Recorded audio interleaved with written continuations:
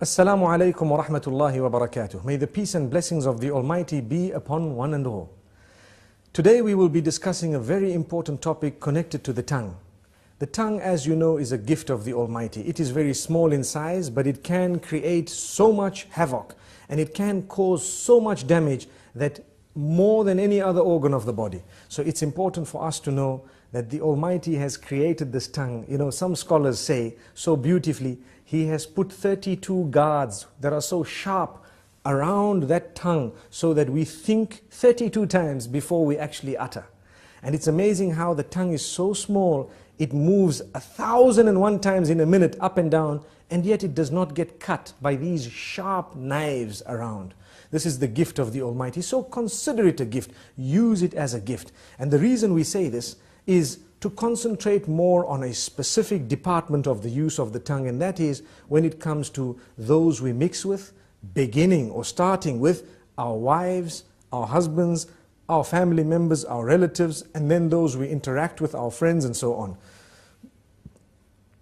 What we should know is that the tongue has several different uses. One of them is to taste food, one of them is to speak, and there are so many other uses of the tongue that are there. Some we may know, some we may not know.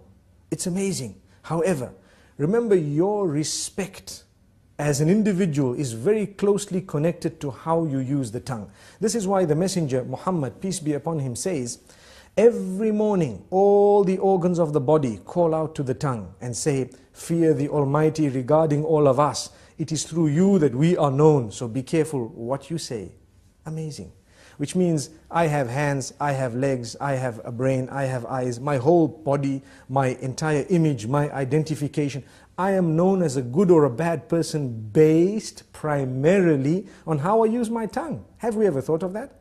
So if I use it correctly, I will be known as an upright individual. If I lie and swear, use vulgar language, scream and shout, they will know me as a bad person. But my legs have not committed a sin, my hands have not committed a sin, my hair and all the other parts of my body have committed no sin. The sin is committed by the tongue.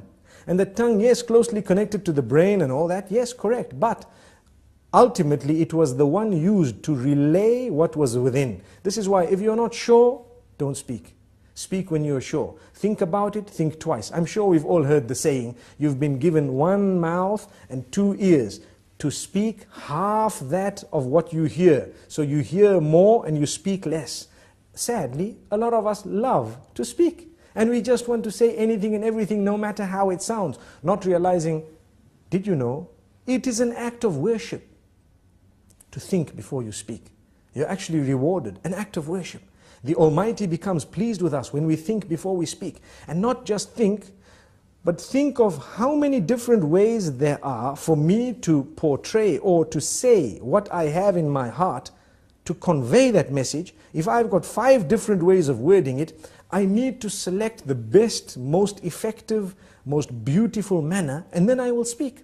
And if I speak using that best and most effective manner, I will automatically be able to please my Maker, and I will definitely cause or create lots of harmony and peace in my surroundings. So very importantly, let's use the tongue correctly. Number 1. Number 2 is not only the selection of words, the tone as well. Very closely connected to that. Some people scream and yell, they shout.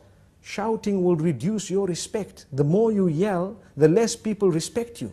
The next time you say something, nobody will want to listen to you because you're used to screaming. And this is the whole reason that we say, speak with a tone that is audible, but a respectable term, meaning respectful tone. You will find, and I'm sure we've all seen this, when someone has a habit of speaking with a calm tone and always relaxed, you will notice immediately that the minute they open their mouths, everyone is silent and listening. Whereas when you have another who's always yelling and screaming, everybody's yelling and screaming with them, no one knows whether they are serious or not serious.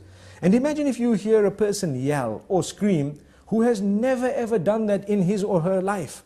Automatically you would know that this is something very important because this person does not use this type of language or does not scream. Amazing. So this is the importance of the use of the tongue, how it gives the whole image of who we are just by its use. Sometimes a whole company can come crashing because of a CEO making one statement that is negative or bad. And there are examples of that in history where we've seen this happening because of the abuse or misuse of the tongue. The same way a man who has always been respected can lose all his integrity within a split statement because of how bad it was and how evil it was. So we need to be careful. You are known by your tongue. Let us be careful how we use this tongue.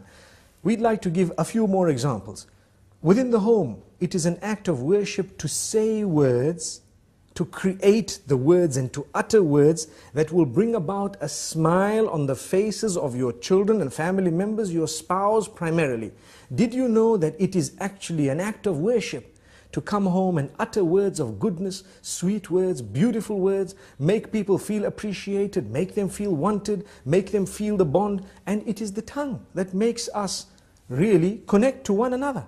And this is why we say it is an act of worship. So many people do not realize it's a charity to say a good word.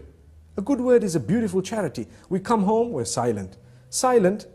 Being silent is something that's not good, especially when it comes to those who are waiting for you to say something of your own family. A good word. Yes, when there is a problem, you might want to remain silent for a moment. If you think that that is the best way of solving the problem for now, you might want to speak a little bit later. But even when you choose to speak, say the best words. This is from the messenger, may peace be upon him.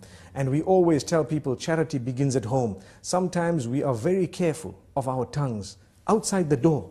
Whereas when it comes to in the home, those who work for us, those who live with us, those who are the closest to us in terms of family and so on, they are so worried of us opening our mouths because every other word is a swear word.